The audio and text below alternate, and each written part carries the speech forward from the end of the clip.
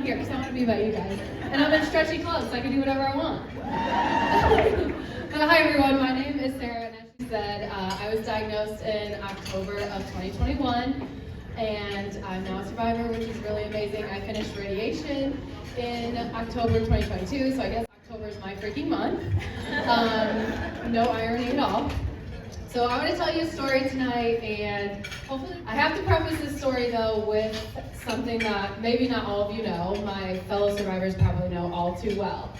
When you are being tested for something nowadays, the report hits your My Chart before a doctor calls you. My Chart is your digital portal home space from your medical providers.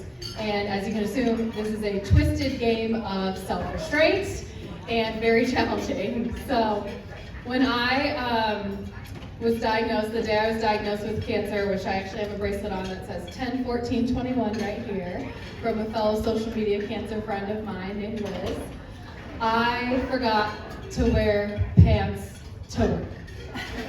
So that probably sounds pretty ridiculous, but I'm gonna paint a story for you. So I work at an office where we have a gym, and I knew the night before that tomorrow might be the day. So I did everything I could to make it a positive day. I decided that night, it was a Wednesday night, that I was going to get up early and work out, so I packed all the things I needed to then, walk to my desk. I set my alarm nice and early, and then when I packed all the clothes, I packed a really cute, corporately appropriate hot outfit.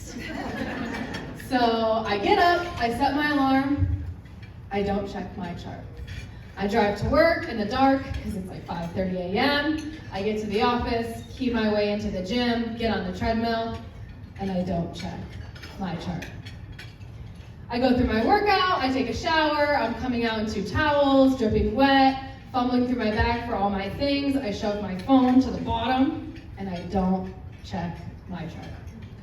I'm pulling out all my clothing items, which include this beautiful top that I had just gotten, had these flowy sleeves, and my favorite pair of black, comfortable heels. And then I pull out my makeup bag that has my makeup and jewelry in it to, finish the look. And then I realize, I forgot my pants. I forgot my pants at work. And I live an amount away from work that's just annoying to enough where you don't want to go home and then come back and all that jazz. So I'm like, okay, plan B. I'm also a fitness instructor, and every good fitness instructor always has extra clothes in your car because you never know when you need to break out into burpees, or in my case, a handstand. It's my one special talent. So I have to put myself back into the sweaty clothes I just worked out in because I don't have any pants, run out of the corporate office, into the parking lot, into my car to find what I had. Well, of course you don't keep the cute workout clothes in your car, so all I had were these very old Nike pants and a top that was from, the back rack of TJ Maxx, and some sneakers I didn't particularly love, but that's all I had. So I go back inside, and I get dressed in this very mismatched, not the vibe outfit I was going for. And I get dressed, I do my hair and makeup like I had planned to, have a great day, look good, feel good. That is true. And I put on the clothes, look at myself in the full-length mirror as I'm leaving, and I just laugh at the pain because this is ridiculous. I am a 30-year-old corporate manager, and I look like a 5th grader who is learning to match for the first time.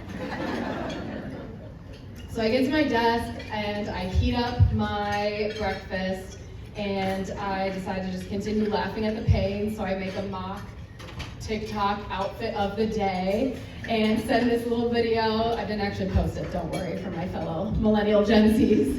I take this video of myself in this mismatch ugly outfit and send it to 2 of my coworkers at work because I work in a big enough office that I may not see them all day, and who would want to miss that?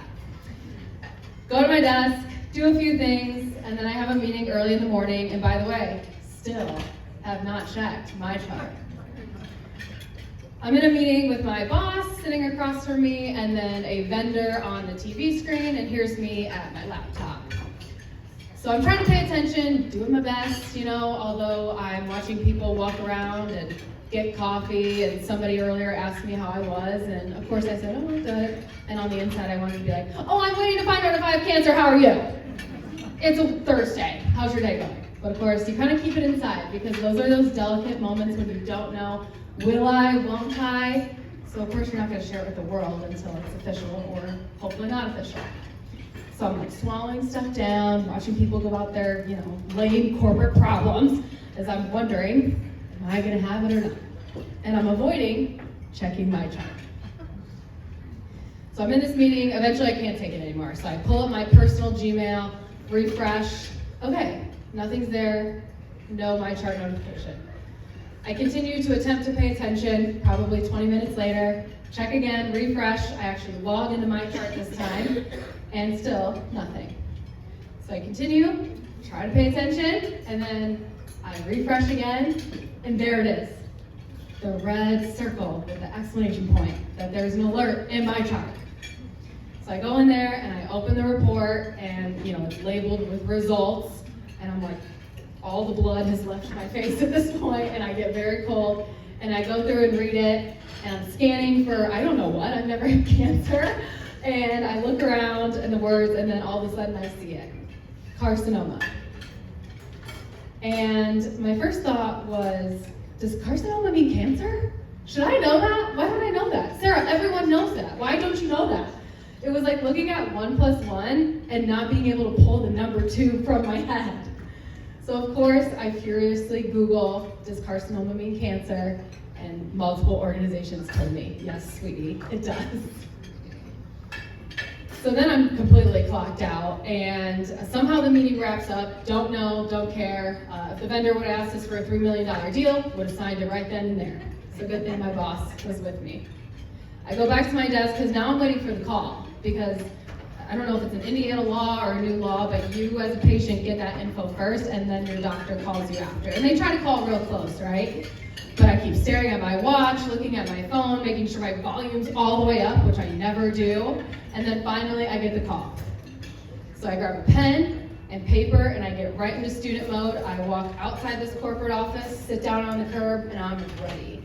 For some reason, I didn't panic. I wasn't in shock. I was like, all right, tell me all the things. And so I made this doctor spell things out for me, repronounce them, and I was taking all my notes. Now, meanwhile, I had forgotten about Pantgate. So I'm sitting on the curb in my weird outfit, and luckily, when I realized I'm missing the pants, I really need the pants to complete this outfit. We're gonna be here all day, it's gonna be a long day. I called my husband, who happened to be on fall break. He works in a school. And at this time it was like 8 a.m., so naturally he's like, what do you want? I'm on break. I said, I forgot the pants, the black jeans, I guarantee you they're sitting in our room, please bring them. And when I called him, he said, oh, just wait till lunchtime. And I was like, oh, okay, I guess, sure. So I take the call, I take all the notes, and I end the call with, so I actually have it, right? Like, I'm supposed to tell people, my mom, my husband, my family, that I have breast cancer. And she says, yes. And so, those moments in movies when you're waiting for an angel to come down, or maybe like a knight in shining armor, and it's this beautiful horse, and it's this studly man or woman, whatever you're into, and they have this beautiful armor on them, coming around the corner. And for me, what that was, it was at noon, sitting in my corporate parking lot, seeing the clouds split. Just imagine this with me. The sun comes down, and here comes my disheveled fall break husband in his 2015 Honda Civic. Right at that moment, I swear to God, God was looking at me, he sent me my angel, and there was Jacob in his Honda Civic with the pants.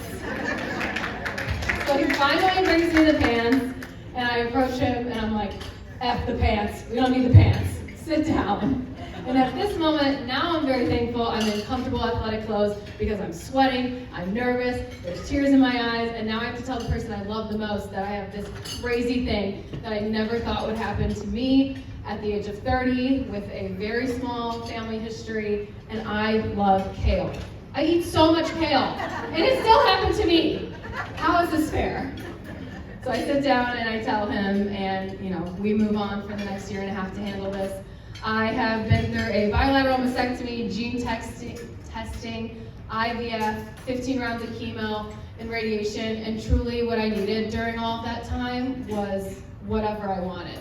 Massages, food, deliveries, Grubhub, all that stuff. And it was someone who introduced me to IWIN that gave me all of that. And I had the financial support, and now I know Debbie pretty well, and I've gotten to know Sue, and I've gotten to attend a few events with the rest of the founders and the board, and I am so thankful to be here tonight. And you know what? Sometimes you just don't need the pants.